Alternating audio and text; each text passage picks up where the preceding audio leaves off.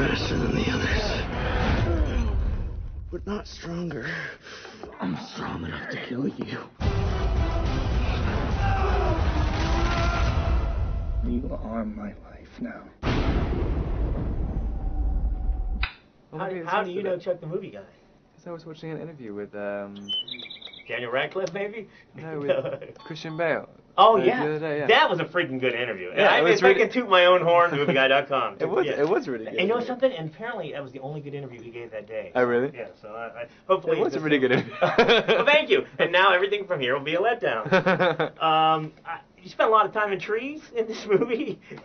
Yep. In Oregon. I lived there for 4 years. Oh, really? You spent a lot of time in trees? Yeah, I did, strangely enough, picking ticks out of my non-existent hair. It's a word, but I'm assuming you're no stranger to wire work, though, right? Well, I've been hit. Yeah. Doing wire work before, where you're just pulled by the wire. But this is the first time I've actually had to try and control my body. It's very hard. I understand it's experimental process that they were doing. You had to they made it look like you were running fast. Yeah, it was no one really knew how to. We were just inventing stuff. The wire which we used to run fast is a setup for a camera, to film cars and stuff. And we were just just put the guy in it, just hang him off it. And so no one really knew if it would work, and it was kind of all these things where the wire would bounce because you're pretending to run, and so it would get all the balance off. And so you had to have complete center of gravity. You'd have to be so still but also moving, and then try and make it not look robotic, and it was impossible. No, I was completely unaware of the Twilight world, and once I became aware, I suddenly noticed it's everywhere. Yeah. And I would imagine that the fans have been coming out of the woodwork even before the movies have been released. Yeah, no, I hadn't heard of it when I went into it, and I didn't really know about it the whole time I was shooting. And then when we came back to LA to do reshoots, suddenly 200 fans were at the set. And we were just what? And everyone who was involved with it was what is going on? Why? Where did this start?